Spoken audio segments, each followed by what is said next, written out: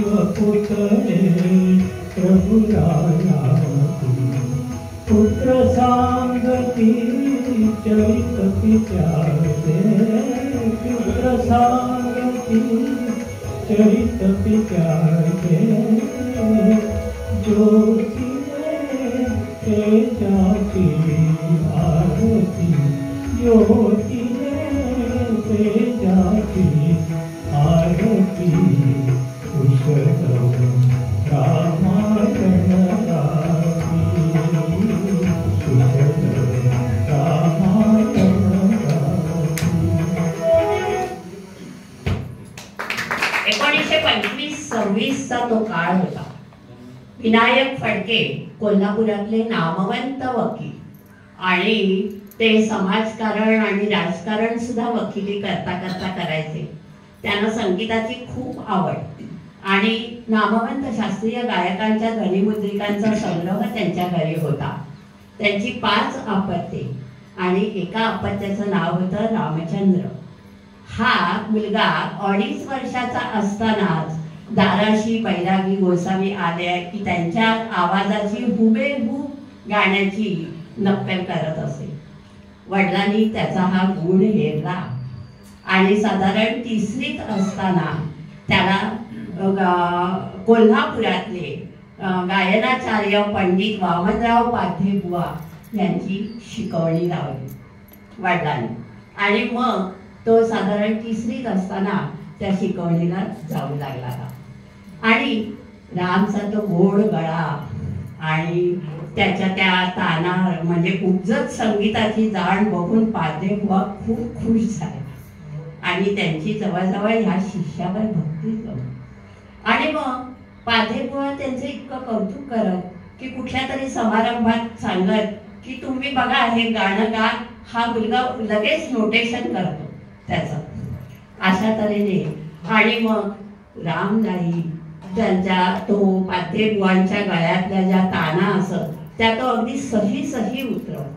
आणि मग झालं काय की यांचा ह्याचा जो परिषद भरली होती एकीकडे, तिकडे सुद्धा त्यांनी गाऊन वाहवा मिळवली.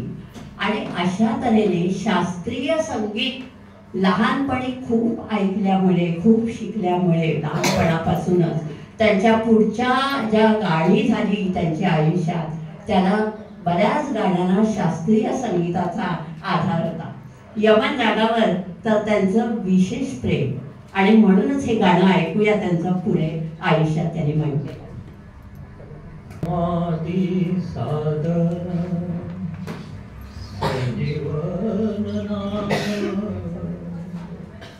शांती दया सर्वा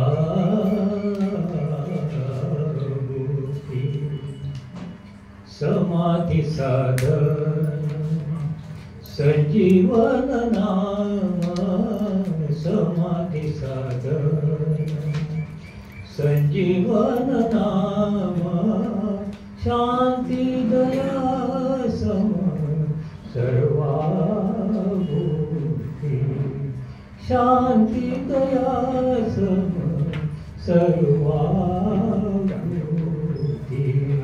समाधि साधन संजीवन नाम समाधि साधन शांतीची पै शांती निवृत्ती दातारू शांतीची पै शांती निवृत्ती दातारू निवृत्ती दातारू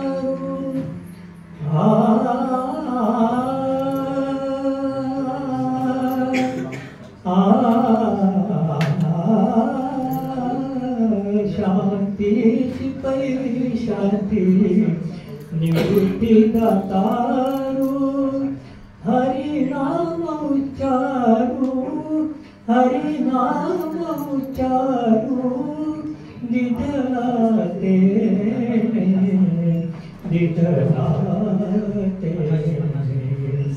समाधि साधन संजीवन नाम समाधि साधन संजीवन नाम शांति दया सम सर्वा भूति समाधि साधन.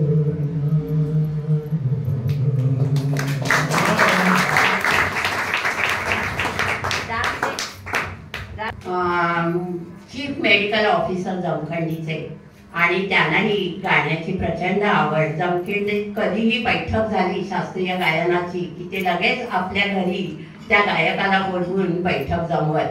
रामचे दुसरे मामा मिरजेचे ते सुद्धा त्यांनाही गाण्याची आवड. वडिलांना तर आवड, अशी ही आवड पिढीजात घरातूनच रामला मिळाली होती. आणि मग कधी कधी तिथे बैठकीला मग ते रामचे मामा त्या ह्याला बोलवून घेत आणि गायला लावत आणि सगळेजण त्याचं कौतुक करत. आणि रामने सुद्धा आता ठरवलं की त्यांनी स्वप्न बघितलं की आपण आपल्या गुरुसारखंच मोठं शास्त्रीय गायक व्हावं, सगळीकडे नाव कमवावं, असं त्याला रामचं स्वप्न होतं. परंतु नियती काही वेगळीच होती. झालं काय की 3री होता रामची रामची आई क्षयानं निवर्तली. आणि मग तो धक्का का कोणणे वडिलांना एवढा बसला की ते नैराश्याच्या गर्तेत गेले. आणि मग वकिली सुद्धा सोडली, घरी बसू लागले, शरीरानं मनानं खचले आणि आर्थिक ओढगस्त सुरू झाली, कुटुंबाची वाताहत सुरू झाली. अशा वेळेला मामानी दोघांनी थोडा धीर दिला या घराला. कधीही गाणवाची बैठक असली सुट्टी की ते रामला बोलवेत आणि तिथे त्यांचं कौतुक होतं रामचं. त्याच वेळेला एका अशाच प्रसंगी मुंबईचे डॉक्टर भाजेकर तिथे आले होते. त्यांनी रामचं गाणं ऐकलं आणि मग ते म्हणाले की ह्या मुलाला मी मुंबईला नेतो, याच्या गायन कलेचं खूप चीज होतं. वडिलांना एकीकडे हे पसंत होतं की एवढ्या लहान वयात या मुलाला कसं काय मुंबईला एवढं पाठवायचं. भाजेकरांवर विश्वास होता, परंतु शेवटी ह्याच्या गुणांचं चीज तिकडे होईल असं वाटून त्यांनी मनावर दगड ठेवून त्या मुलाला पाठवायचा विचार केला. आणि मग पाधेबुवांना सुद्धा खूप वाईट वाटलं की आपला हा शिष्य आता चाललाय. पण तेव्हा त्यांनी सांगितलं की तू कुठेही जा, कधीही जा जगात, पण गाणं सोडू नकोस, कारण तुला ही निसर्गदत्त देणगी मिळालेली आहे. आणि मग राम भाजेकरांबरोबर मुंबईत जायला तयार झाला. झेप घेरे पाखरा आकाशी, झेप घेरे पाखरा सोडी सोन्याचा पिंजरा, सोडी सोन्याचा पिंजरा. तुझ भवती वैभव माया, फळ रसाळ मिळते खाया. तुझ भवती वैभव माया, फळ रसाळ मिळते खाया. सुखलोलुप झाली काया, हा कुठवर वेड्या घेसी आसरा. सोडी सोन्याचा पिंजरा, सोडी सोन्याचा पिंजरा. आकाशी झेप घेरे पाखरा, सोडी सोन्याचा पिंजरा, सोडी सोन्याचा पिंजरा.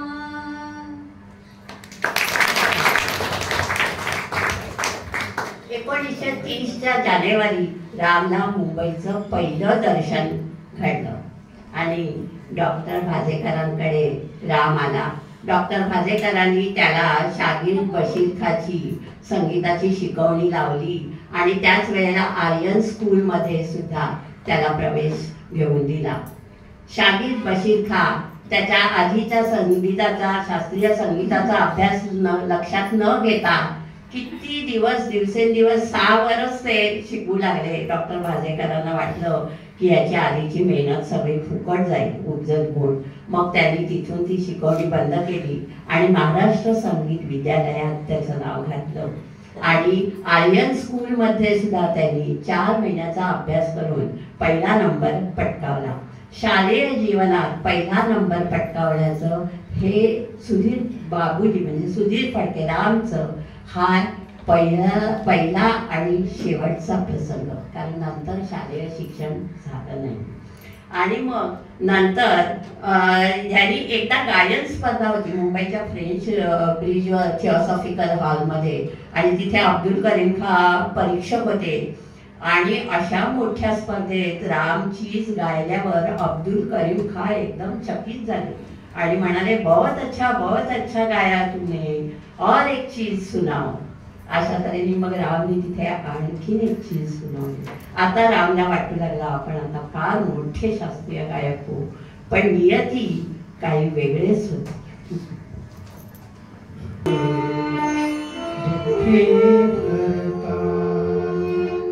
दैव जात दुखे भरता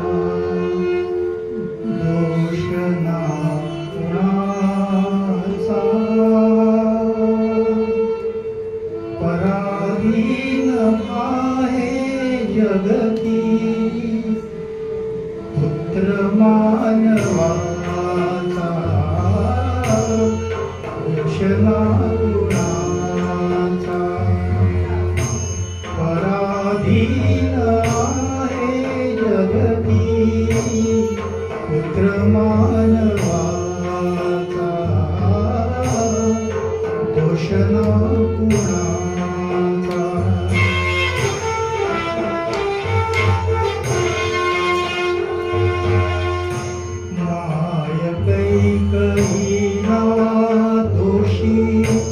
नवे दूषितात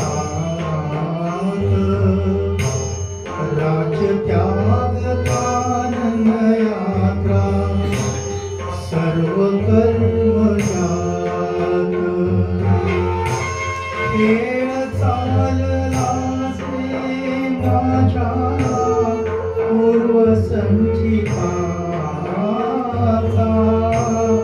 पराधीन जगती पुत्र मानवाचा दोषणा कुणाचा.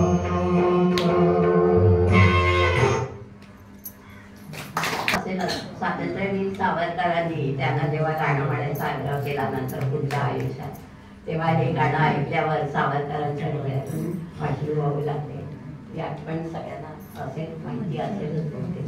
आणि मग नंतर आर्यन शाळेत पुढे प्रसिद्धीस आलेले व्हायोलिन वादक प्रभाकर जोग होते. आणि मग नंतर कीर्तन दाजी पणशीकर बालसवंगडी, ते तर कीर्तनकाराचा वेश म्हणजे पगडी अंगरखा उपरणं वगैरे घालून अगदी रसाळ वाणीत त्यावेळेला लहानपणी कीर्तन करत. आणखीन दत्ताची भजनं म्हणणारे आर्यन पराडकरही होते. असा आर्यन शाळेतला त्यांचा ग्रुप फार छान जमला होता. आणि आर्यन शाळा सुद्धा या ग्रुपला निरनिराळे कार्यक्रम करायला प्रोत्साहन देत.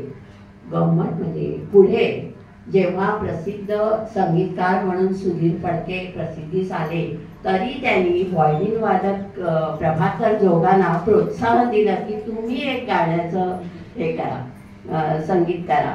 आणि मग प्रभाकर जोगांनी संगीत दिलेलं हे गाणं त्या तिघांचं म्हणजे यशवंत देवानी लिहिलेलं, प्रभाकर जोगांनी संगीत दिलेलं आणि सुधीर फडकेंनी हे गायलेलं गाणं मग प्रसिद्धीस खूप आलं. हे बालसवंगडी होते, प्रभाकर जोग आणि सुधीर फडके.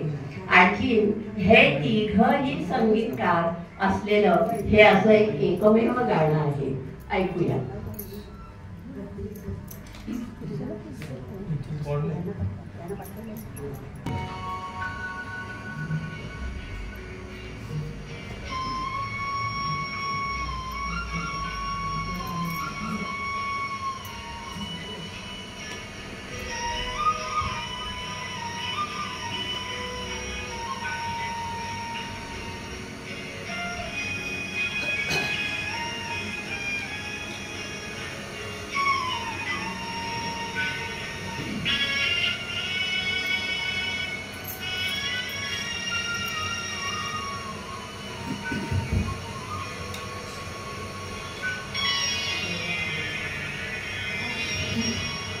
स्वर आले दुरुनी जुळल्या सगळ्या त्या आठवणी. स्वर आले दुरुनी जुळल्या सगळ्या त्या आठवणी. स्वर आले दुरुनी.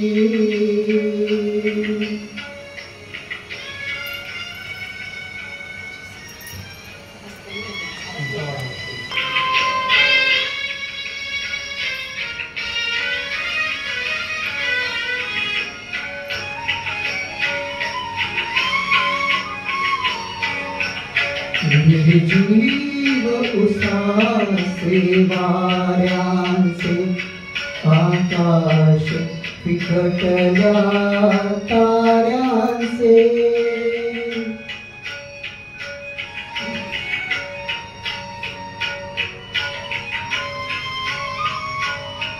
निर्जीव व उसासे वाऱ्यांचे आकाश फिकटल्या ताऱ्यांचे कुजबुजही नव्हती वेलींची हितबुजही नव्हते पर्णांचे रेषा थकलेल्या उद्यानी स्वर आले दुरुनी स्वर आले दुरुनी जुळल्या सगळ्या त्या आठवणी स्वर आले दुरुनी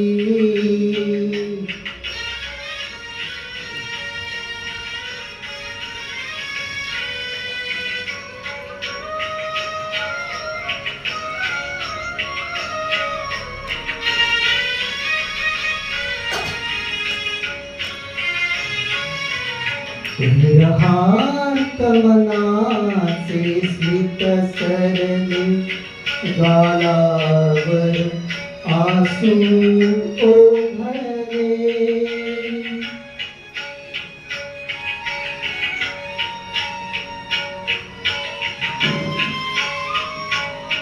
विरहार्थ मनाचे स्मित सरले गालावर आसू ओघळले होता हृदयाची दोषकले जखमेतून क्रंदन पाझरले झाली फुंकर हलकेच कुणी स्वर आले दुरुनी स्वर आले दुरुनी जुळल्या सगळ्या त्या आठवणी स्वर आले दुरुनी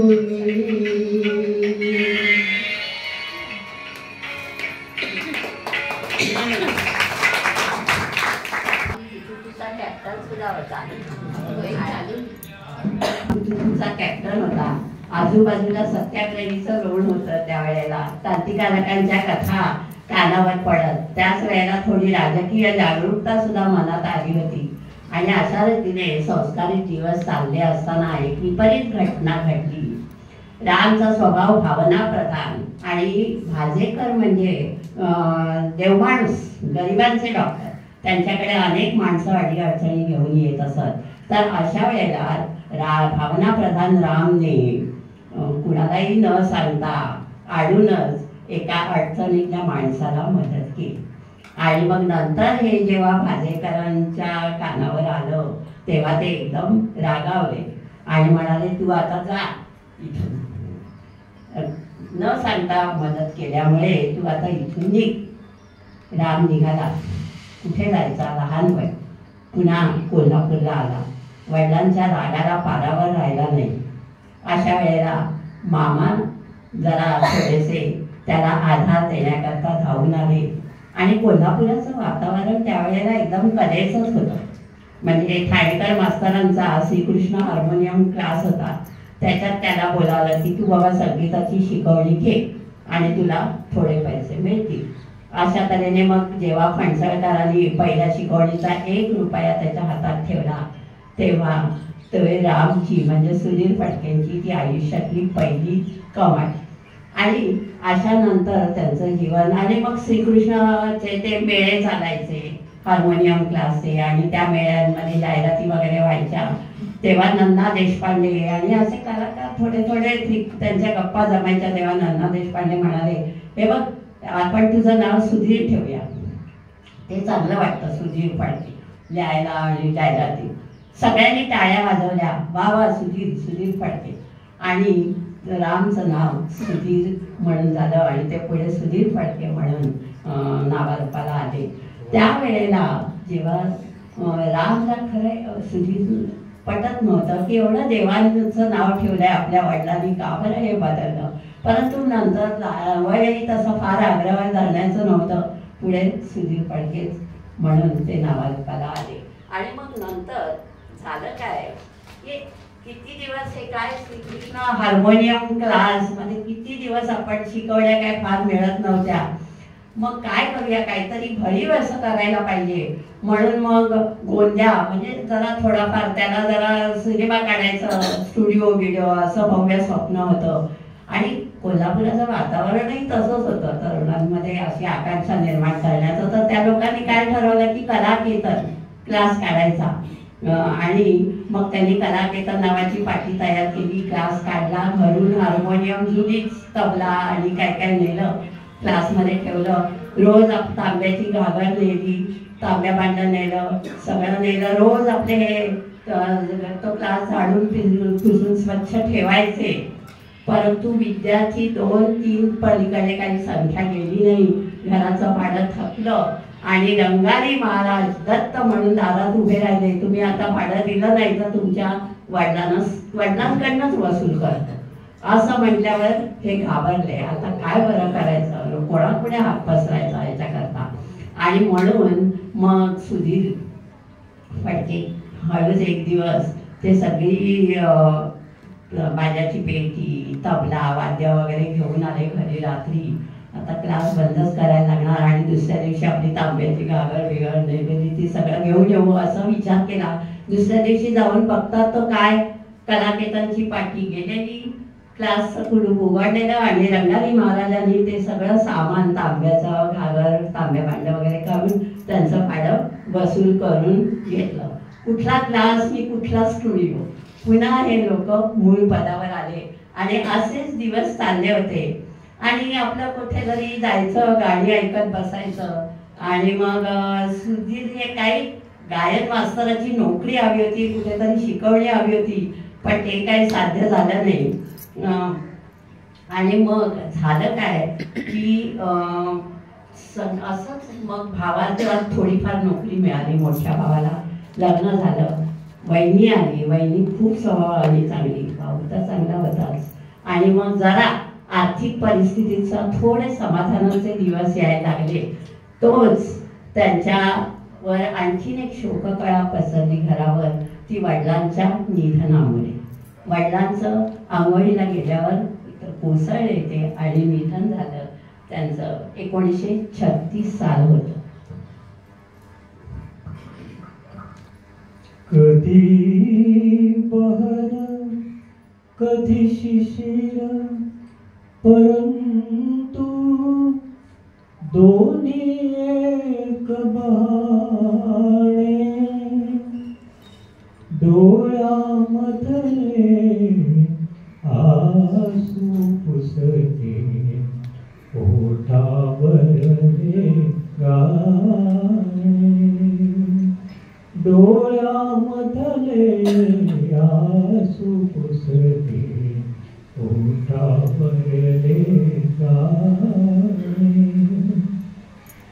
बहरधुंद वेलीवर यावा, हळूचला जरा पक्षी गावा, पक्षी गावा.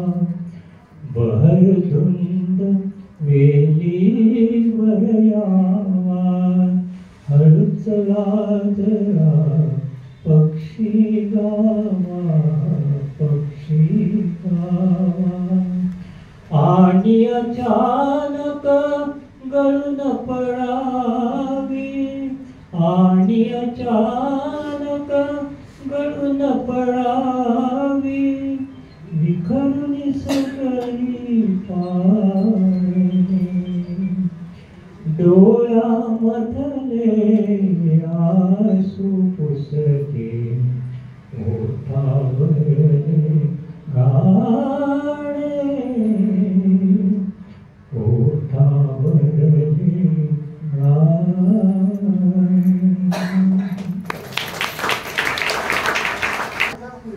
सहन करणं सुधीरला कठीण गेलं. त्याच वेळेला समोरच्या वाड्यात बाळ म्हणवणाऱ्या गाडगिळांच्या मुलाशी सुधीरची ओळख झाली आणि तिथेच संघाशी संबंध आला आणि त्यांनी सावरकरांचं तत्वज्ञान स्वीकारायला चालू केले. तिथेच त्यांची ओळख एक डॉक्टर मुंडले म्हणून पुण्याचे होते. त्यांची पत्नी गायिका होती. तर डॉक्टर मुंडले असं म्हणाले, तेही संघाचं काम करत होते, की तू पुण्यात ये आणि माझी पत्नी क्लास काढणार आहे, तू तिथे शिकव, तुझ्या जेवणा खाण्याची राहण्याची आम्ही सगळी सोय करतो. आणि पुन्हा सुधीरने विचार केला की पुण्याला जावं. अशा वेळेला मोठ्या कष्टाने दादानी आणि पातेबुवांनी पुन्हा त्याला निरोप दिला की जा बाबा, तुझं नशीब तू काढ या गायन कलेवर. आणि मग मुंडलेंकडे ते गेले खरे, परंतु क्लास काढण्यामध्ये काही यश येईना मुंडलेंच्या पत्नीने. आणि मग प्रामाणिक सुधीरला वाटायला लागलं की किती दिवस आपण यांना भार लावायचं, किती दिवस फुकट इथे खायचं राहायचं, आपला मार्ग आपल्याला शोधायला लागेल. अशा तऱ्हेने मग पुन्हा ते त्यांच्या या स्वाभिमानी व्यक्तिमत्वाला पटेना आणि पुन्हा साधारण 13-14चं वय असेल, पुन्हा मुंबईला जाणाऱ्या गाडीत सुधीर फडके बसले. पोटा पुरता पसा पाहिजे नको पिकाया पोळी, पोटा पुरता पसा पाहिजे नको पिकाया पोळी, देणाऱ्याचे हात हजारो दुबळी माझी झोळी, देणाऱ्याचे हात हजारो दुबळी माझी झोळी. हवाच ती तुका पाडी पाऊस देवा वेळोवेळी, चोची पुरता देव दाणा माय माऊली काळी. हवाच ती तुका पाडी पाऊस देवा वेळोवेळी, चोची पुरता देव दाणा माय माऊली काळी. एक वितीच्या भुकेस पुरते तळहाताची थाळी, देणाऱ्याचे हात हजारो दुबळी माझी झोळी, देणाऱ्याचे हात हजारो दुबळी माझी झोळी. पोटा पुरता पसा पाहिजे नको पिकाया पोळी, देणाऱ्याचे हात हजारो दुबळी माझी झोळी, देणाऱ्याचे हात हजारो दुबळी माझी झोळी. मुंबईत पुन्हा आला. सुधीरात त्यांचे मोठे भाऊ सुद्धा मुंबईत पोटा पाण्याकरता आले होते. भाजेकरांनी जरा त्याला घरातून बाहेर काढलं तरी नंतर त्यांचे संबंध चांगलेच होते. भाजेकरांच्या ओळखीचे निमकर यांना कळलं की सुधीर पुन्हा मुंबईत आलेत आणि त्यांनी त्यांना एक आकाशवाणीवर संधी दिली. 1937 साल होतं आणि तो आकाशवाणीवर त्यांचा तो पहिला कार्यक्रम झाला 1937 साली.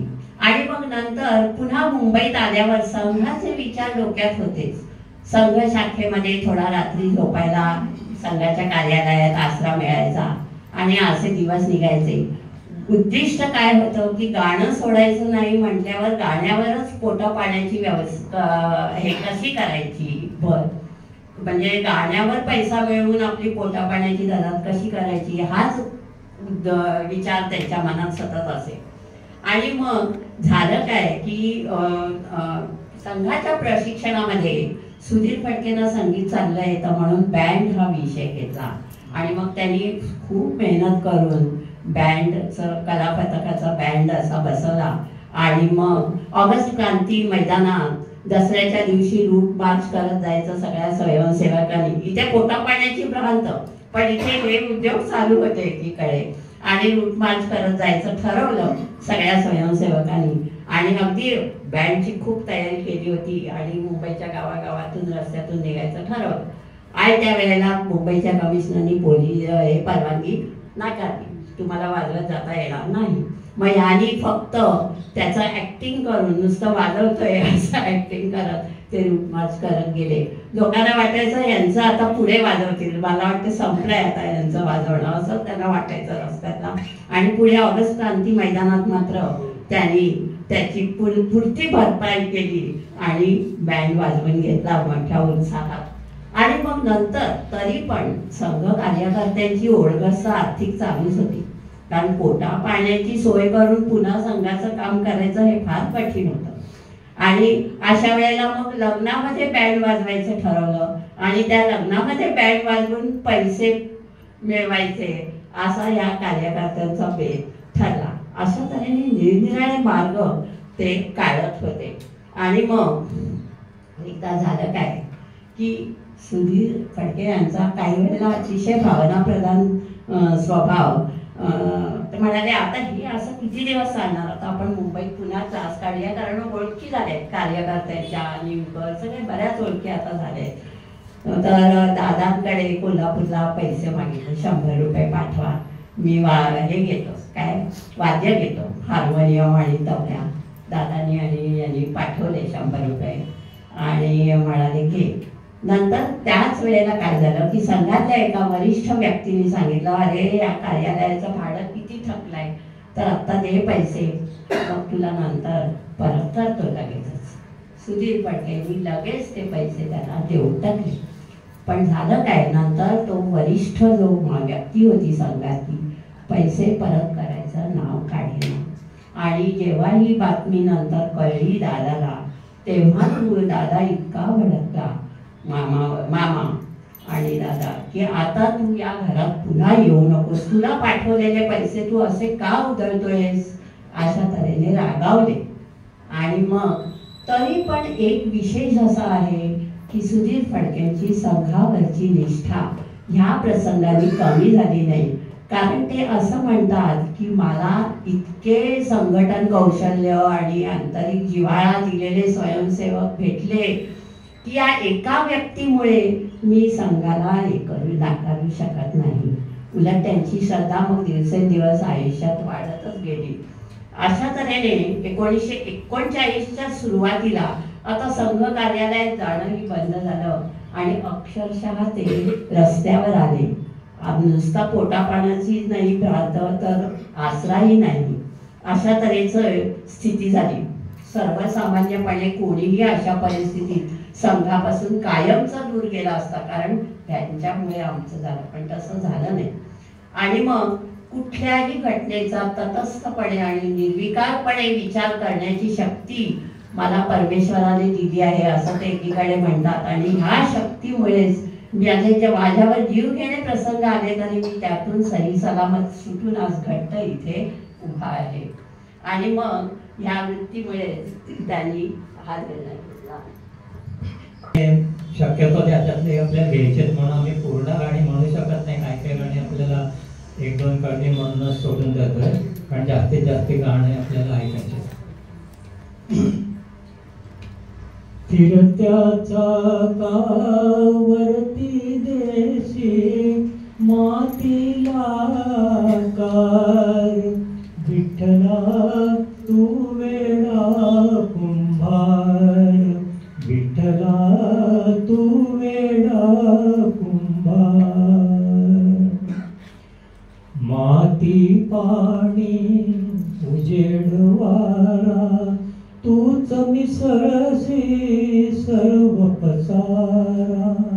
माती पाणी उजेड वारा तूच मिसळशी सर्व पसारा. आभाळ चमग ये आकारा तुझ्यात पटांच्या उतरंडीला, नसे अंत ना पार. तू वेडा कुंभार, विठ्ठला तू वेडा कुंभार. घटाघटाचे रूप आगळे प्रत्येकाचे दैव वेगळे. घटाघटाचे रूप आगळे प्रत्येकाचे दैव वेगळे. तुझ्या विना ते कोणा न कळे, मुखी कुणाच्या पडते लोणी, कुणामुखी अंगार. तू वेडा कुंभार,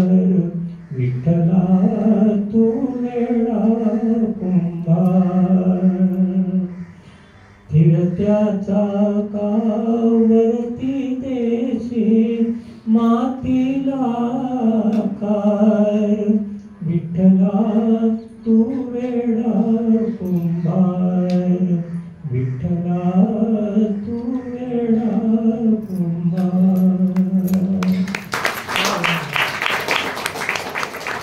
रस्त्यावर आल्यावर त्यांना दवाखान्यात लागणाऱ्या बँडेजेस गुंडाळण्याचं काम एकीकडे मिळालं. ते काम करू लागले. परंतु तिथे सुद्धा 1 महिन्यानी तुमने अच्छा काम नाही किया म्हणून पगार न देता त्यांना हाकलून दिलं आणि ते पुन्हा रस्त्यावर आले. मग तेव्हा नंतर पारिक नावाच्या एका सज्जनाने त्यांना आधार दिला. परंतु किती दिवस असं हे लोकांच्या आधारावर जगायचं त्यांना पटेना. त्यांनी शेवटी वाद्य आपली गहाण टाकली आणि थोडासा पैसा मिळवला. आणि अशा तऱ्हेने असह्य उपासमार, फुटपाथवर झोपले तरी पोलीस अटकणार, अशा परिस्थितीत ते दिवस काढत होते. आणि त्यांच्या मनात आत्महत्येचा सुद्धा एकदा विचार आला.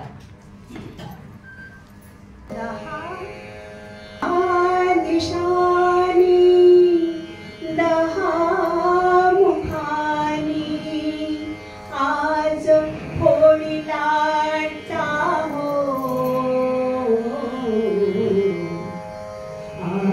आसवादया भिजली गाथा, श्रोते ऐका माझ्या काळजाची तार आज छेडली, कशी नशिबान थट्टा आज मांडली. माझ्या काळजाची तार आज छेडली, कशी नशिबाने थट्टा आज मांडली. गंगेवाणी निर्मळ होता असं एक गाव, असं एक गाव, सुखी समाधानी होता रंग आणि राव, रंग आणि राव. त्याची गुण गौरवान कीर्ती वाढली, कशी नशिबान थट्टा आज मांडली. हे भीषण नाट्य घडलं. सुधीर फडक्यांच्या आयुष्यात ज्या 100 रुपयांनी हे भीषण नाट्य घडलं आणि ते फुटपाथवर आले. तरी सुद्धा चल ठीक आहे, संघाचं कार्यालय तर वाचलं, अशा तऱ्हेचं समाधान घेऊन ते पुढे वावरले. आणि असे विचारात जात असताना त्याला एकदा एक स्वयंसेवक नाना म्हणून भेटले आणि त्यांनी सांगितलं, अरे परमपूज्य डॉक्टर हेगडेवारांनी तुला बोलावलंय म्हटल्यावर त्यांना एकदम अचंब वाटला. अरे, आणि मग ते पटापट धावत तिथे गेले. म्हणाले, बैस, कुठे असतोस? नाही, कुठे नाही. काय करतोस? काय नाही. काय करायचं असतं हेच मला काही समजत नाहीये. अशा तऱ्हेने तेव्हा मग डॉक्टर हेगडेवारांच्या डोळ्यात अश्रू आले आणि म्हणाले, तुझं भविष्य फार उज्ज्वल आहे, जरा धीर धर. आणि मग तो बाहेर पडल्या सुधीर आणि त्यांच्या मनातले आत्महत्येचे विचार मागे पडले. आणि मग नंतर चित्रपट सृष्टीत स्वयंसेवक जे होते त्यांच्याचपैकी एक जण त्यांनी ओळख करून दिली, नाना म्हणून. आणि चित्रपट सृष्टी काढायची आहे, चित्रपट एखादा, तर त्याच्यात तुला गाण्यांना चाली लावायला देतो वगैरे असं करून त्यानं सांगितलं. गजानन वाघ यांनी एक नाटक लिहिलं होतं, त्याच्यातही तू गीतानं चाली लाव. अशा तऱ्हेने आधार मिळत होता. ते नाना म्हणजे नाना पळशीकर होते. आणि अशा तऱ्हेने त्यांना आधार थोडा थोडा मिळत होता. आणि मग परंतु पोटा पाण्याची सोय होण्याइतका काही पैसा मिळत नव्हता. आणि मग आता करायचं काय? तो दिवस होता 1 सप्टेंबर 1939. महायुद्धाला खरी सुरुवात झाली होती दुसऱ्या. आणि सगळीकडेच परिस्थिती खालावत चालली होती, आर्थिक देशाची सुद्धा. आणि मग जीवन मरणाच्या लढाईवर मी निघालो, मुंबईत आलो माझी आता पेटी, तबला, तंबोरा वगैरे ही व्हायलिन ही जी होती माझी वाद्य, ती सुद्धा मी गहाण टाकली. माझी शस्त्र गेली, माझा सगळा आधार गेला. शस्त्राविना आधाराविना आता मी शारीरिक दुर्बलते या रणक्षेत्रावर कसा लढू? ही मुंबई नकोच मला. आणि म्हणून त्याने मुंबई सोडली आणि निरुत्साहाने भयान अंधकारात एका अज्ञानात उडी घेतली.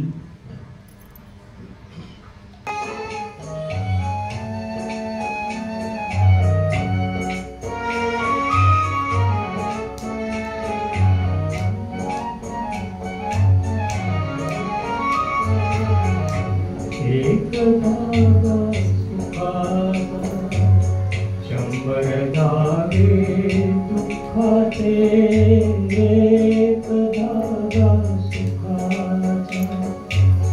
शंभर धागे दुःखाचे, जरतारी वस्त्र माणसा तुझी आयुष्याचे. एक धागा सुखाचा.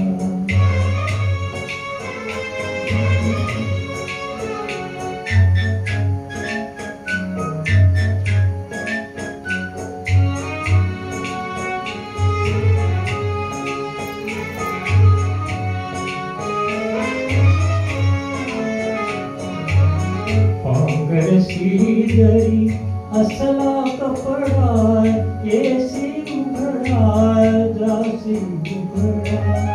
पांघरशी जरी असला कपडा, येसी उघडा जासी उघडा. कपड्यासाठी करीसी नाटक तीन प्रवेशांचे. एक धागा सुखाचा.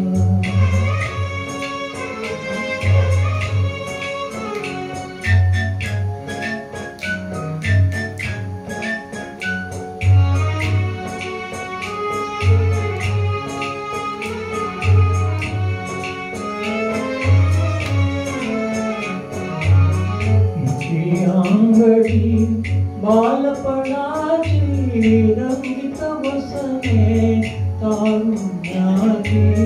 मुखी अंगडी बालपणाची रंगीत वसने तारुण्याची. जीर्णशाल मग शेवटी लेणे वार्धक्याचे. एक धागा सुखाचा.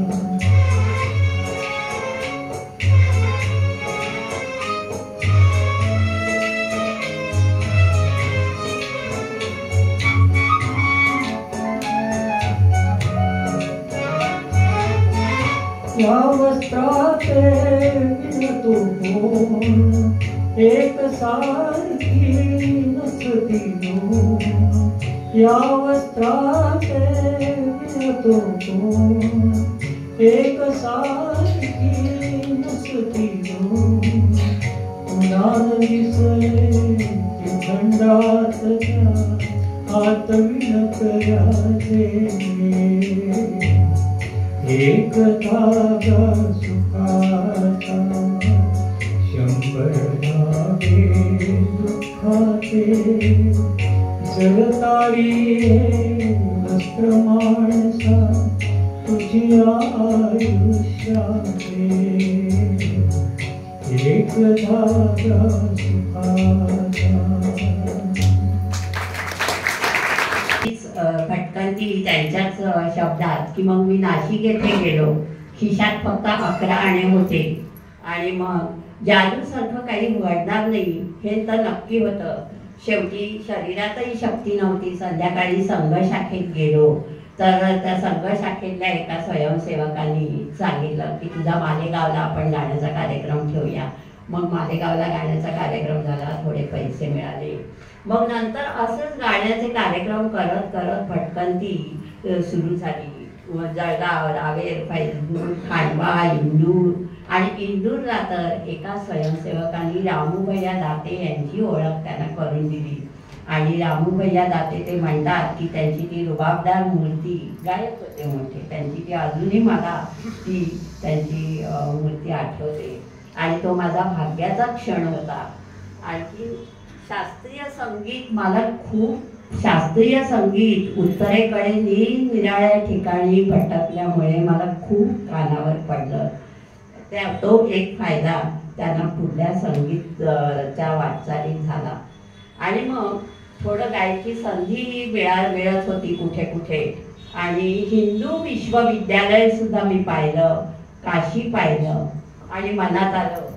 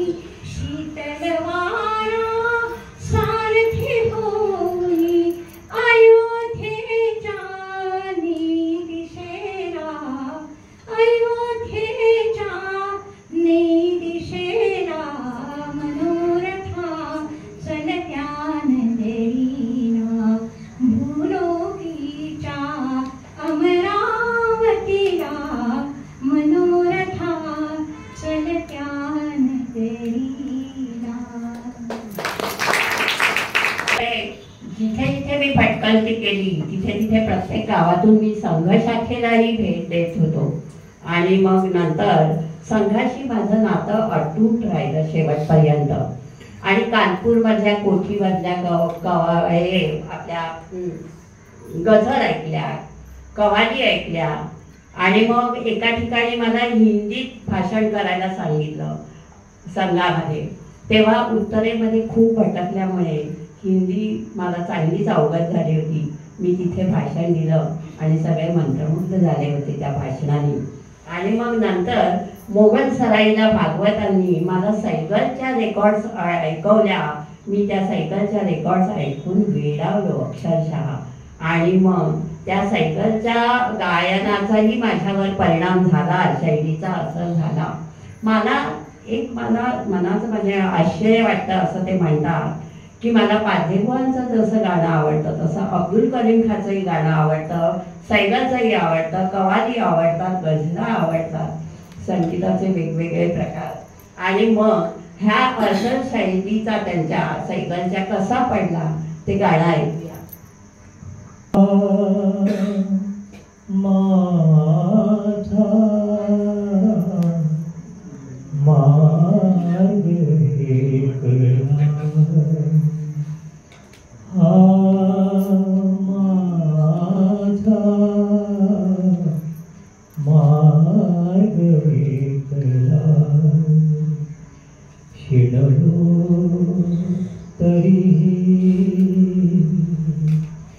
चालणे मला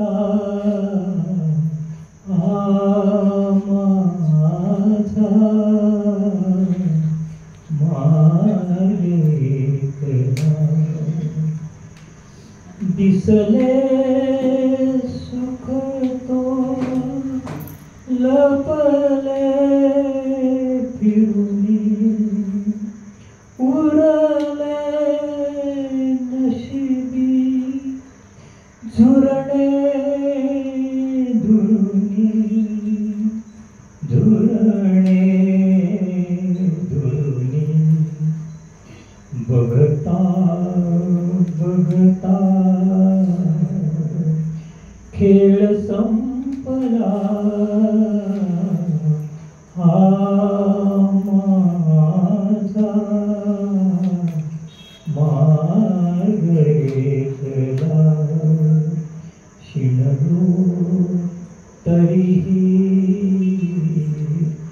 चालणे मला माझा मार्ग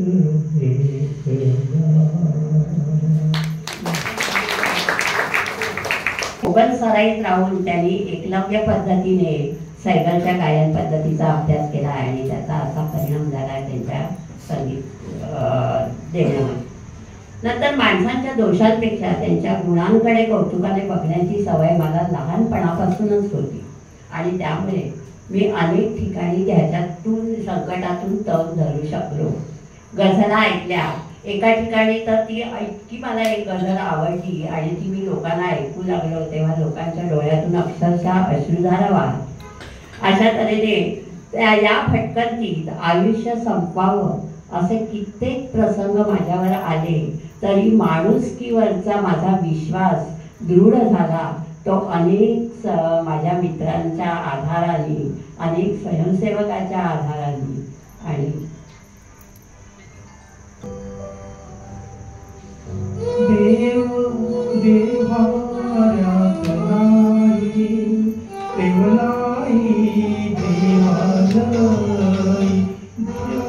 देवाऱ्यात नाही देवलाई देवालय देव चोरून नेईल अशी कोणाची पुण्याई देव देवाऱ्यात नाही देव नाही देवालय.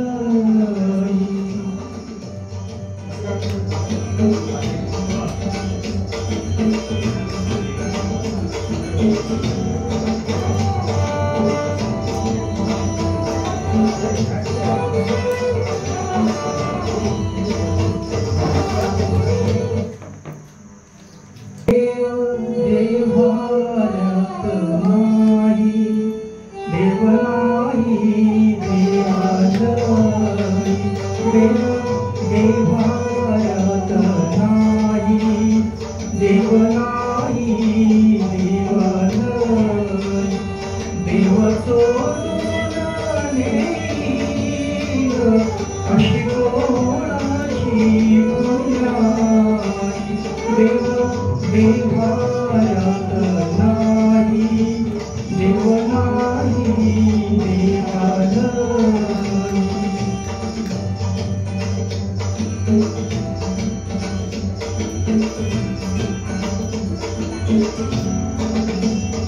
देव अंतरात नाही देव नाही देव आभारी सागरी देव आहे चराचरी देव शोधूनिया पायी देव सर्वभूतासारी देव देवाऱ्यात नाही देव नाही देवालय.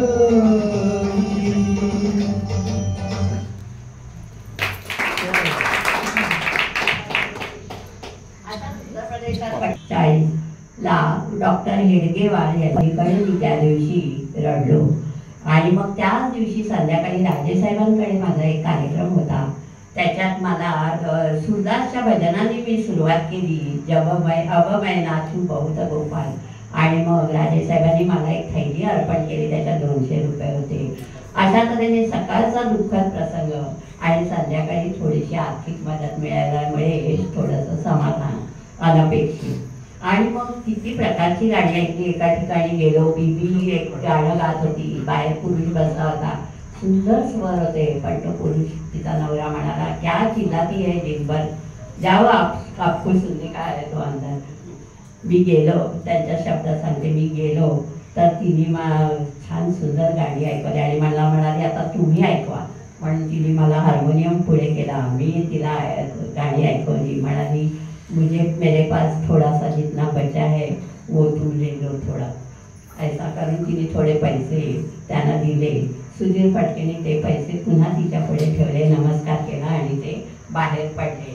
अशा तऱ्हेने आणि मग नंतर असाच तऱ्हेने भटकंती होत असताना कलकत्त्यात आले आणि शुक्लाने त्यांना सांगितलं, तू एवढी भटकंती केलीस, आता इंडिया रेकॉर्डिंग कंपनीमध्ये तुला मी निश्चितपणे नोकरी देवतो आणि तू स्थिर होता.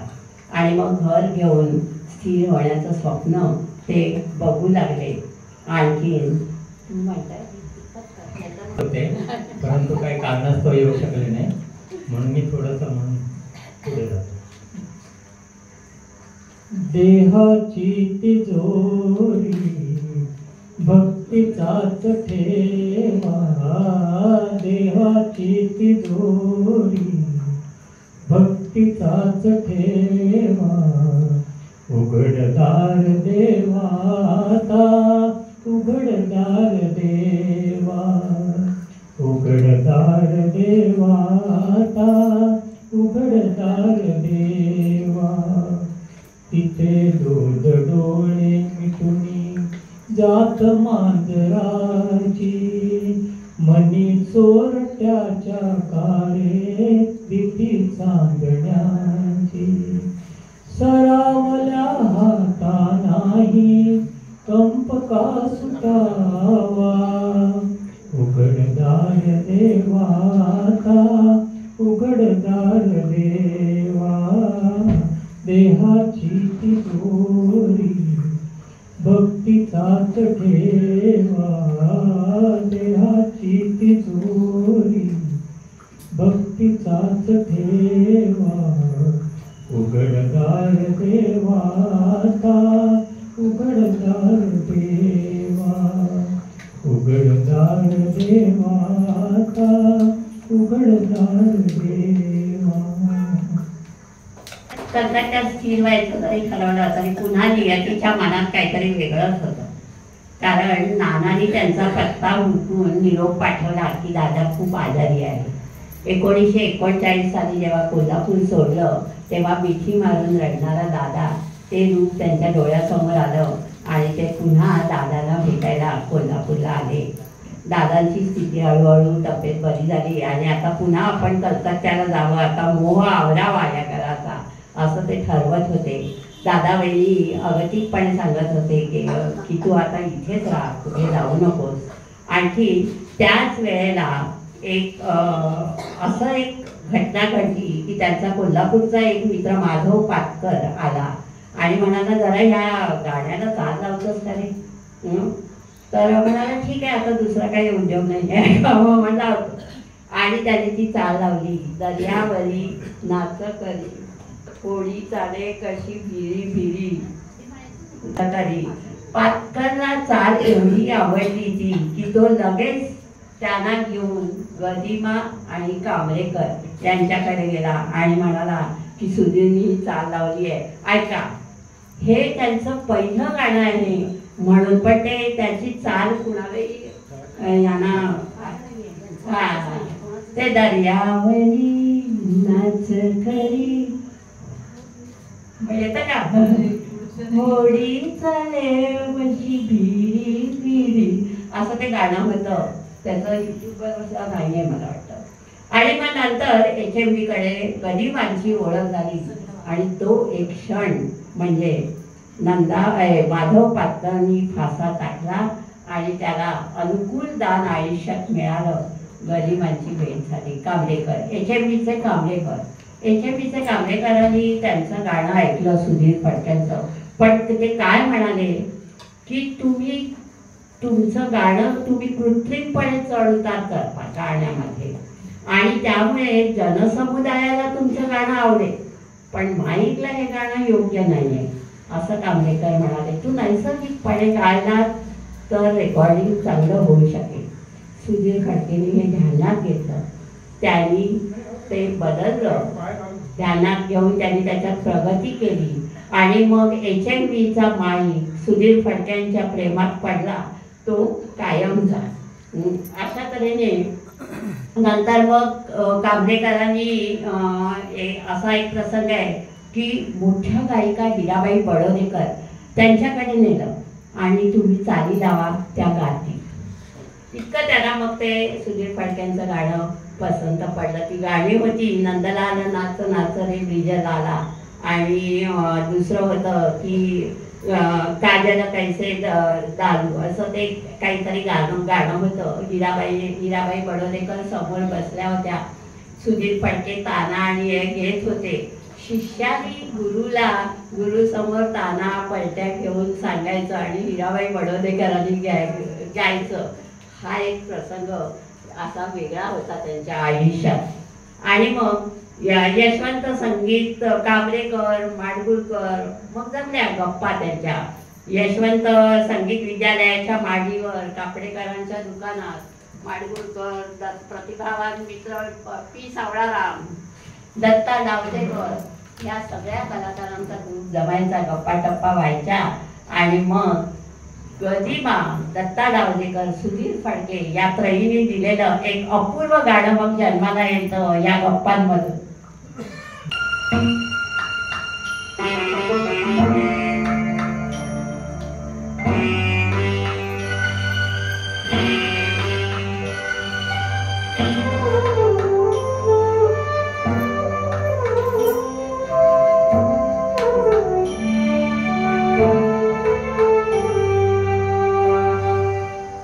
संत वाहते कृष्णामाई,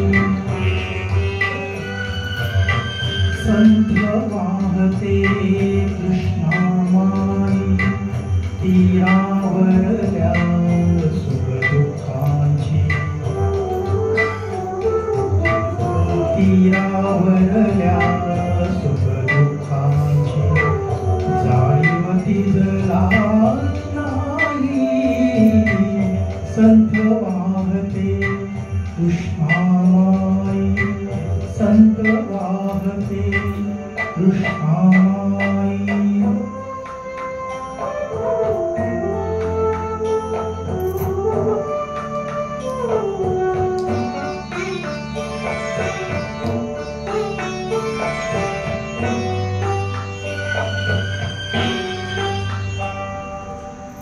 नदी नवे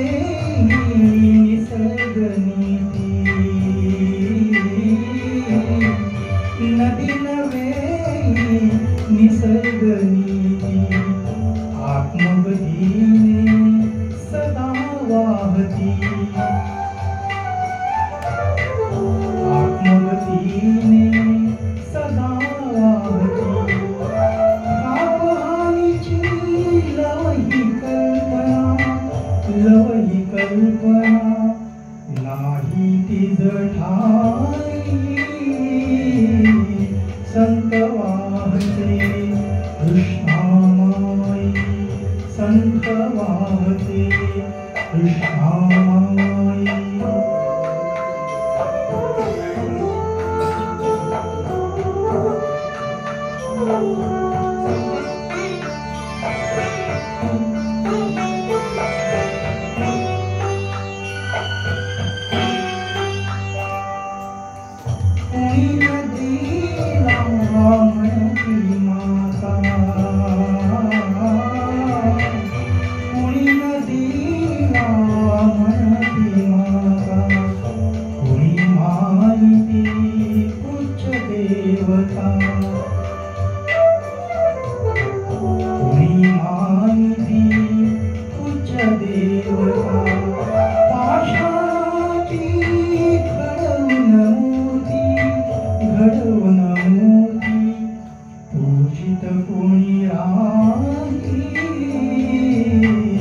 संत वाहते कृष्णामाई, संत वाहते कृष्णामाई.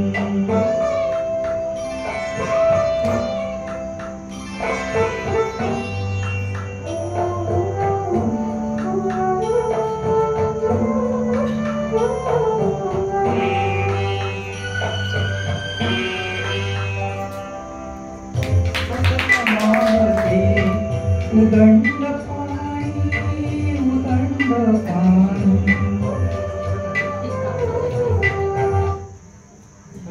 पुण्यात साहित्य संमेलन भरलं होतं आणि अत्रे संमेलनाध्यक्ष होते. राजाराम कॉलेजचा हॉल तुडुंब भरला होता. मित्रांनी सुधीर फडकेंना आग्रह केला, चल रे तिकडे साहित्य संमेलन भरलंय. परंतु मानी सुधीर फडकेंना आमंत्रण नसताना असं आगंतुकासारखं जाणं बरोबर वाटलं नाही. पण मित्राला तर फार वाटत होतं त्यांनी तिकडे यावं, म्हणून त्यांनी खटपट करून आमंत्रण देववलं त्यांना. आणि सुधीर फडके तिथे गेले आणि त्यांचं ते गाणं दर्यावरी नाचकरी ते त्यांनी म्हटलं आणि टाळ्यांच्या गजर पडला त्या गाण्याने.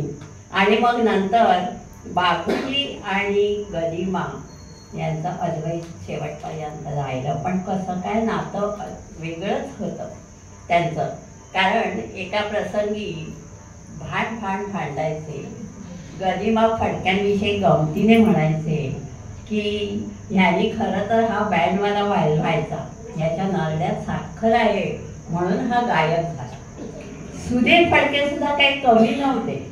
लगेच गदिमाला टोलाला लगावायचे की खरं म्हणजे हा कारकून व्हायचा, परंतु ह्याचं अक्षर फार चांगलं आहे आणि देवाची देणगी आहे म्हणून हा कवी झाला. अशा तऱ्हेने त्यांची गमती चालत होत्या.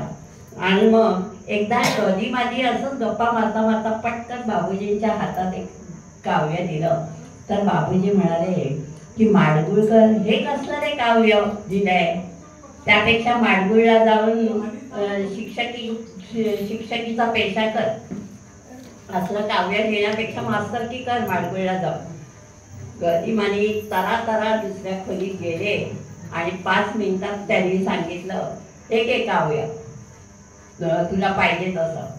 तेव्हा बाबूजी आणि परतायला लागले. तेव्हा बाबूजी म्हणाले थांबा माडगुळकर इकडे या, तुम्हाला आता याची चाल ऐकवतो. ते हे गाणं. कशीले कारे माझे अर्थहीन गीत, दूर दूर जाते धरुणी उरी तुझी प्रीत, उरी तुझी प्रीत. वाट तुझी बघता दारी पाय थकून गेले, निमंत्रणा वाचुनी जवळी मरण मात्र आले. फेकलीस चरणावरचे तू फूल तू धुळीत, दूर दूर जाते धरुणी उरी तुझी प्रीत, उरी तुझी प्रीत. भाग्य हेच अजूनी येतो गंध पाकळीस, गंध पाकळीस. स्पर्श तुझा झाला होता चुकून या कळीस, उमलताच मिटली तरीही आयु हे पुनीत, दूर दूर जाते धरुणी उरी तुझी प्रीत, उरी तुझी प्रीत.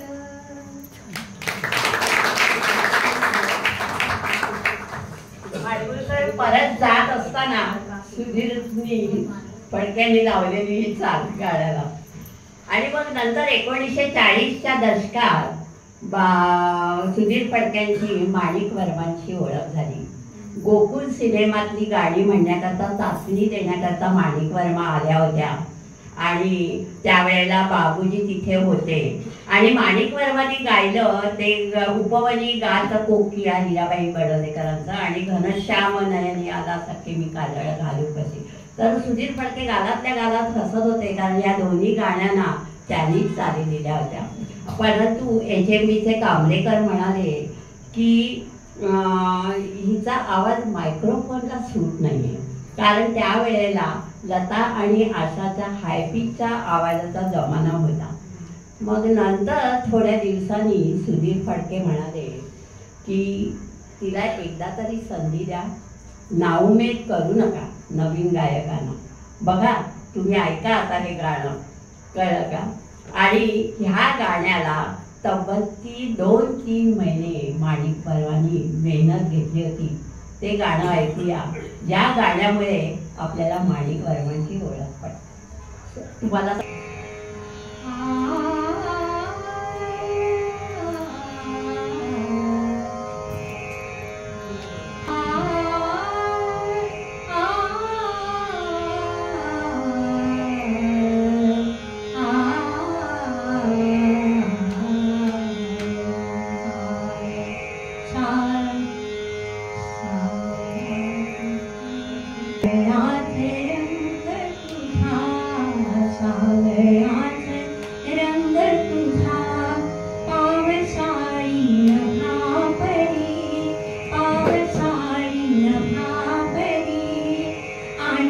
नजरेत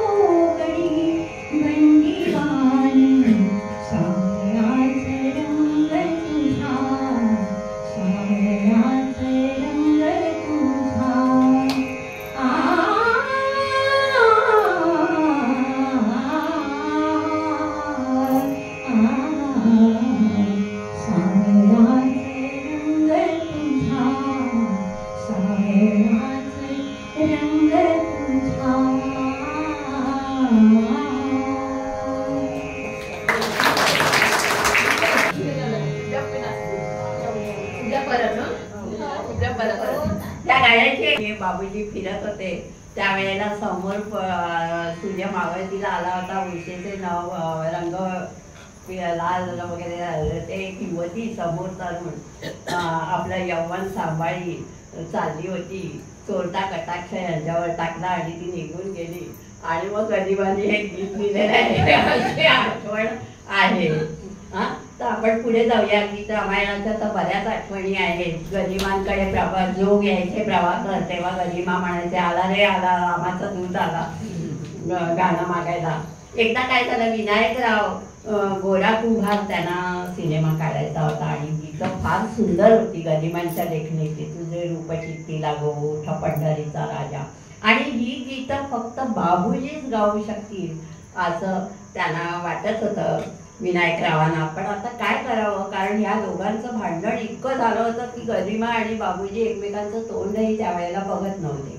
तर आता काय करावं, विनायकराव गीते घेऊन बाबूजींकडे गेले आणि म्हणाले की ह्या गीतांना चाली लावायचे आहेत. तर बाबूजी म्हणाले काय गीते सुंदर आहेत शब्द, तर कुठून घेतले? तर म्हणाले नाही नाही संतांच्या साहित्यातून घेतलेले आहेत गीते असं म्हणाले. विनायकरावांनी ठोकून दिलं. बाबूजींनी सुंदर चाली लावल्या आणि मग जेव्हा त्यांना कळलं की ही गीते गरिमाने लिहिली आहेत तेव्हा बाबूजी म्हणाले मला वाटलंच की गोऱ्या कुंभाराची गाणी काळ्या कुंभाराने लिहिलेली आहे. ते गाणं आहे आता आपण ऐकूया.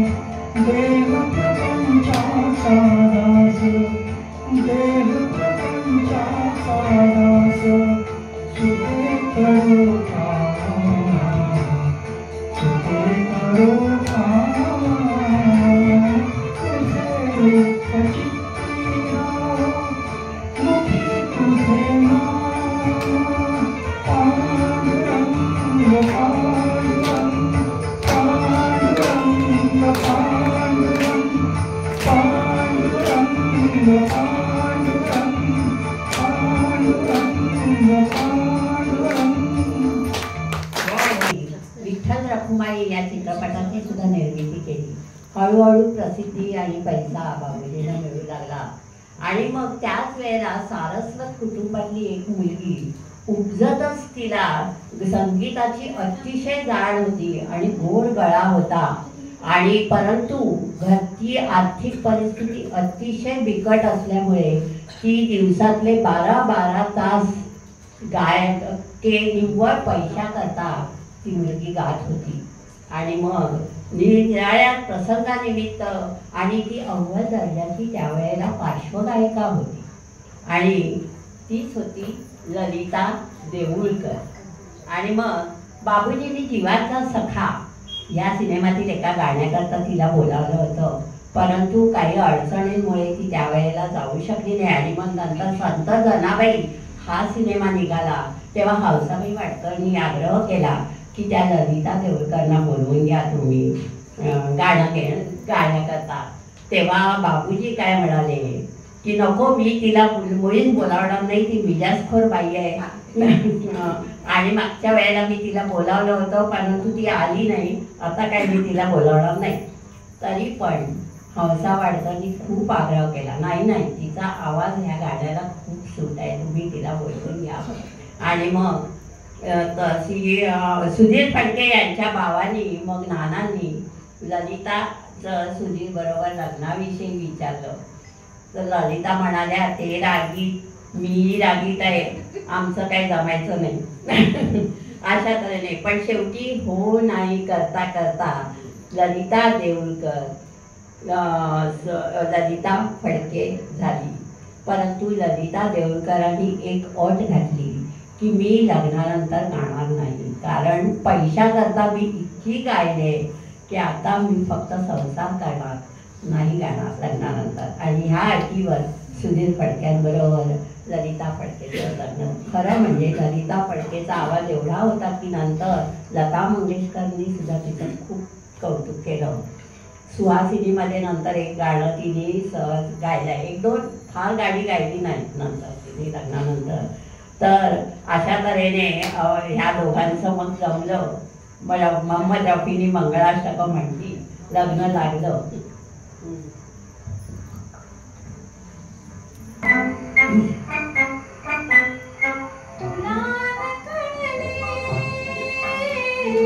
मला न कळले, मला न कळले कसे प्रीतीचे धागे जुळले, कसे प्रीतीचे धागे जुळले, तुला न कळले.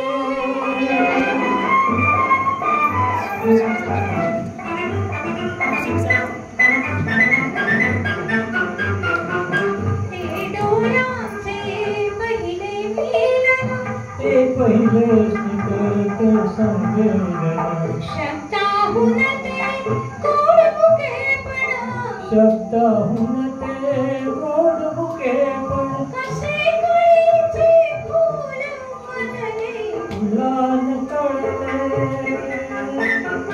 मला न कळले, तुला न कळले, मला न कळले कसे प्रीतीचे धागे जुळले, तुला न कळले. अशा तऱ्हेने दोघांचे सूर जुळले. कधी जुळले ते सुद्धा कळलं नाही. ललिता फडके आणि सुधीर फडके अव्वल दर्जाच्या पार्श्वगायिका असून सुद्धा त्यांनी मग नंतर संसारातच आपली निष्ठा अर्पण केली. आणि मग लग्नानंतर ते सोडलं गाणं. बाबूजींचं आणि ललिताबाईंचा संसार म्हणजे अमृताचा झाला. आणि मुलगा सर्व मुलगाही मिळाला, आज्ञाधारक मुलगाही गाणारा झाला नंतर. आणि मग अशा तऱ्हेने हा अमृताचा संसार ह्या गाण्यात आपण ऐकूया. यमन रागातलं हे गाणं.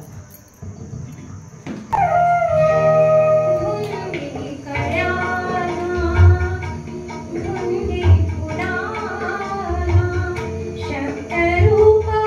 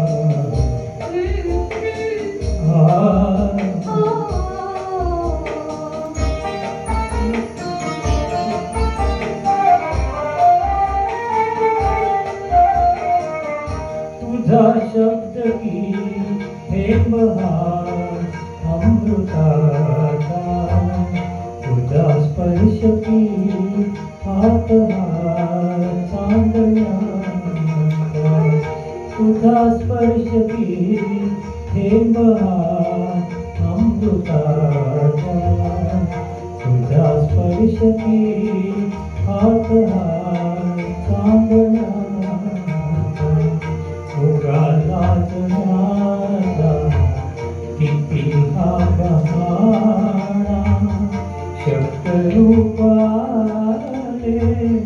मुक्या भावना धुंदी कळ्याना धुंदी फुलाना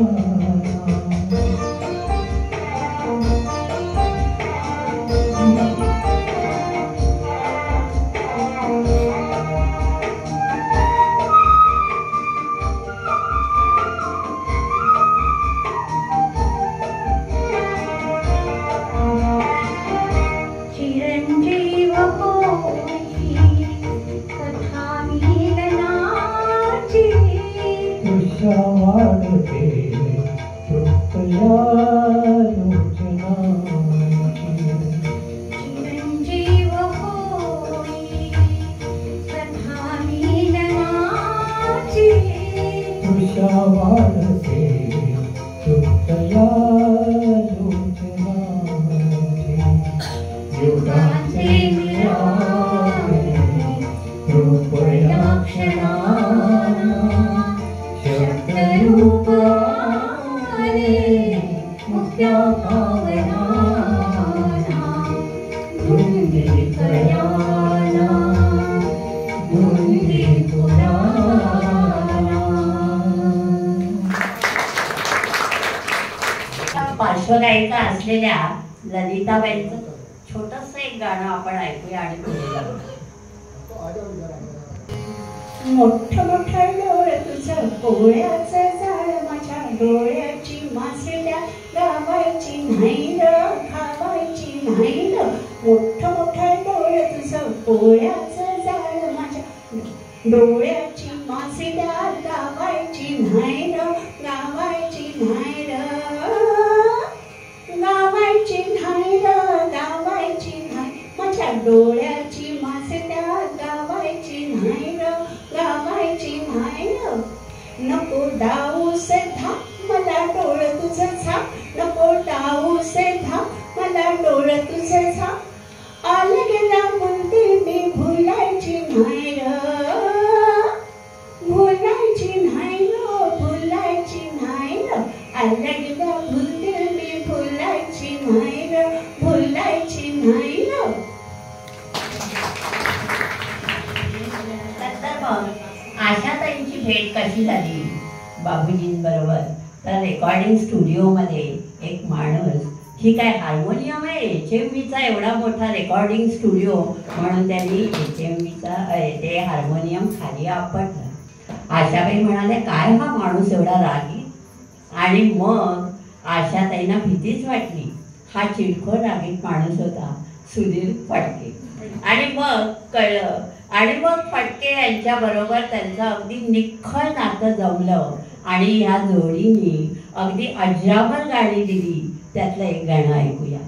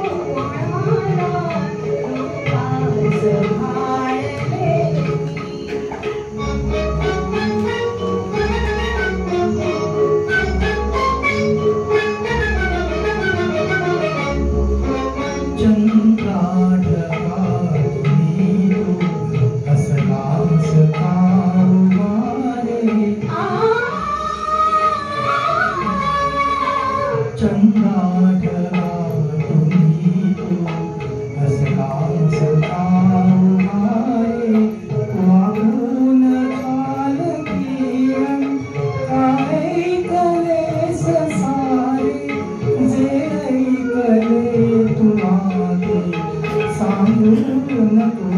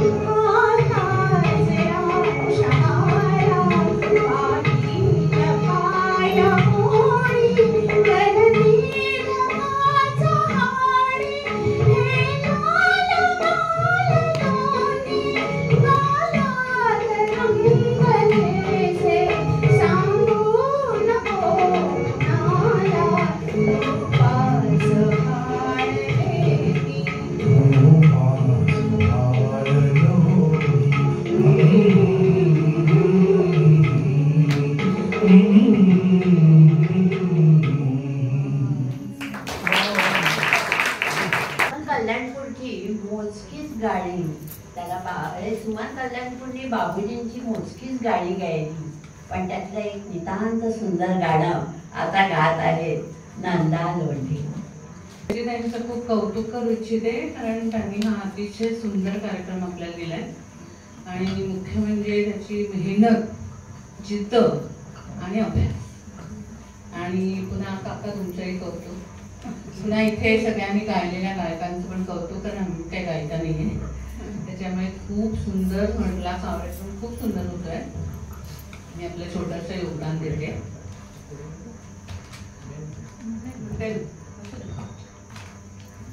लिंबलोण उतरू कशी, लिंबलोण उतरू कशी, असशी दूर लांब तू. लिंबलोण उतरू कशी, असशी दूर लांब तू. इथून दृष्ट काढिते निमिषेक थांब तू, थांब तू. इथून दृष्ट काढिते निमिषेक थांब तू. एकटाच मजसी तू उभ्या जगात लाडका, तूच दुःख सागरी उभविलीस द्वारका. सर्व भार घेतला असा सम दृष्ट काढते निमिष एक थांबतो धन्य कूस आईची धन्य कानलोचने कृतार्थ जन्म चाहला फिटुनी जाई पारणे अनंत कष्ट सोसले फेरिलेस पांग तू इथून दृष्ट काढते निमिष एक थांबतो इथून दृष्ट काढते निमिष एक थांबतो क्षीण भाग संपला तृप्त माय जीवनी क्षीण भाग संपला तृप्त माय जीवनी आयुर्वरी येतते सरेल यश चिंतनी लाभले नसे कुणा असे सुदैव भोग तू इथून दृष्ट काढिते निमिष एक थांबतो इथून दृष्ट काढिते निमिष एक थांबतो.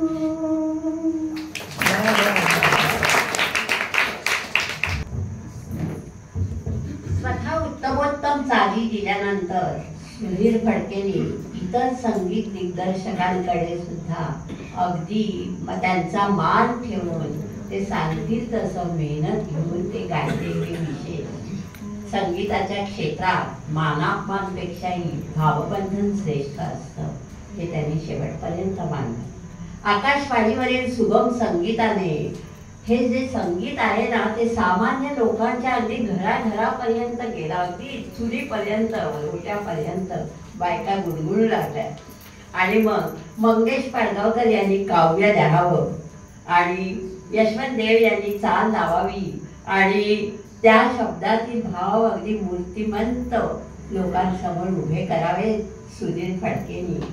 अशा तऱ्हेने हे सजलेलं गाणं आपण ऐकूया आता डॉक्टर विनय लोंढे यांच्याकडून आणि त्याच्यानंतर शेवटच्या गाण्याने ह्याची सांगता.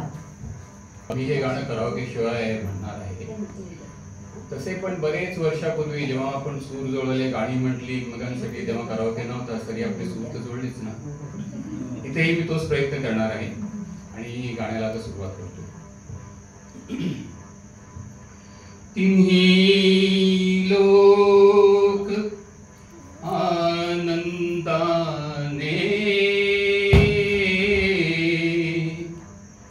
भरून गाऊ दे रे तुझे गीत गाण्यासाठी सूर लावू दे रे तुझे गीत गाण्यासाठी सूर लावू दे रे तुझे गीत गाण्यासाठी. शुभ्र तुरे माळून आल्या निळ्या निळ्या लाटा रान फुले लेऊनी सजल्या या हिरव्या वाटा. शुभ्र तुरे माळून आल्या निळ्या निळ्या लाटा रान फुले लेऊनी सजल्या ह्या हिरव्या वाटा. ह्या सुंदर यात्रेसाठी या सुंदर यात्रेसाठी मला जाऊ दे रे तुझे गीत गाण्यासाठी सूर लावू दे रे तुझे गीत गाण्यासाठी. शांत शांत उत्तर रात्री मंद मंद तारे शांत शांत शांत उत्तर रात्री मंद मंद तारे तुझे प्रेम घेऊन येती गंध धुंद वारे गंध धुंद वारे चांदण्यात आनंदाच्या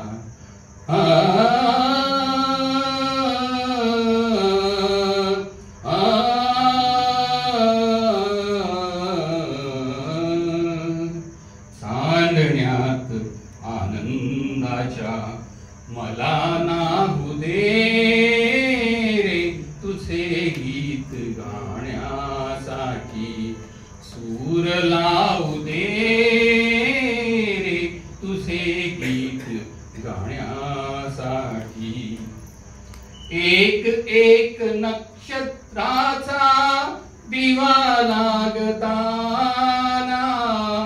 आणि फुले होण्यासाठी कळ्या जागताना एक एक नक्षत्राचा दिवा लागताना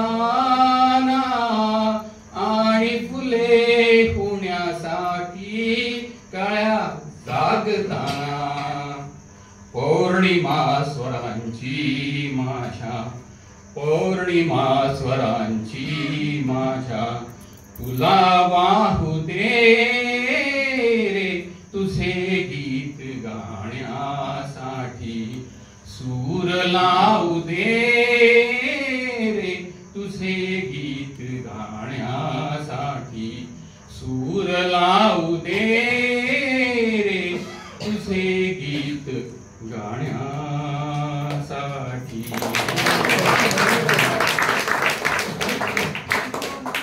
क्षेत्रात अडोळ कामगिरी बजावणाऱ्या या कलावंतांचा आणखीन एक महत्वाचा पैलू म्हणजे जाज्वल्य देशाभिमान आणि राष्ट्रावरच्या या प्रखर निष्ठेने मग सुधीर फडके असं तन्मयतेने गातात.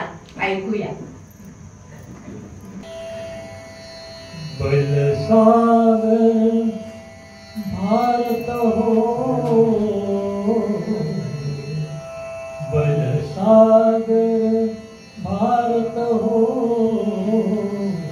विश्वात शोभुनी राहो विश्वात शोभुनी राहो विश्वात शोभुनी राहो बलसागर भारत हो बलसागर भारत हो विश्वात शोभुनी राहो विश्वात शोभुनी राहो.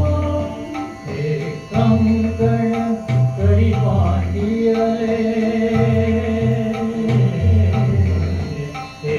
कंकण करी बांधिले जनसेवे जीवन दिधले हे कंकण करी बांधिले जनसेवे जीवन दिधले राष्ट्रात प्राण हे उरले राष्ट्रात प्राण हे उरले मी सिद्धमराया राहो मी विश्वात शोभुनी राहो वैभवी देश चढवीन सर्वस्व त्यास अर्पीन वैभवी देश चढवीन सर्वस्व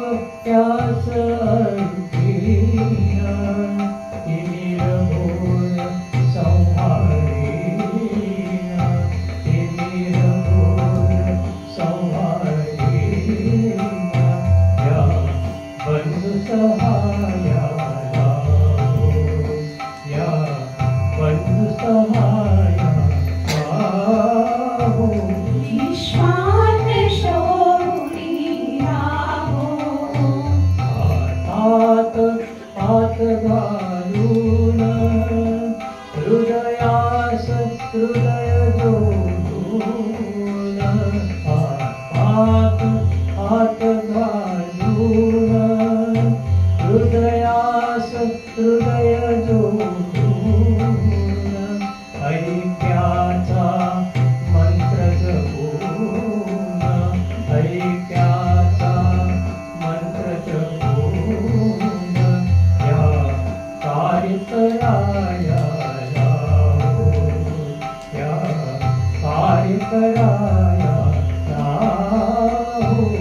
विश्वात शोभी राहो दिव्य पताका घेऊ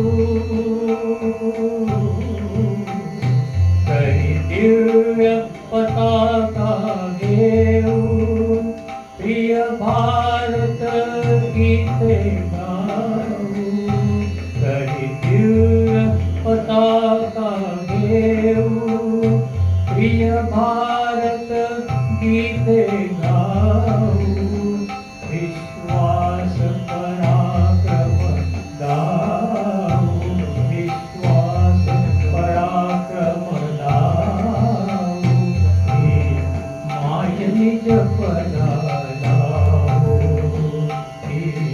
माय निज पदा लाऊ विश्वात शोभी राहो या उठा करू शर्थ या उठा करू शर्थ संपादु दिव्य पुरुषार्थ या उठा करू शर्थ संपादु दिव्य पुरुषार्थ हे जीवन नातरी व्यर्थ हे जीवन नातरी व्यर्थ भाग्य सूर्य तळपत राहो भाग्य सूर्य तळपत राहो विश्वात शोभी राहो माय थोर होईल वैभवे नित्य शोभेल माय थोर होईल वैभवे नित्य शोभेल जगतास शांती देईल जगतास शांती देईल तो सोन्याचा दिन येऊ तो सोन्याचा दिन येऊ विश्वात शोभी राहो बनसागर भारत हो बनसागर भारत हो विश्वात शोभी राहो विश्वात शोभी राहो विश्वात शोभी राहो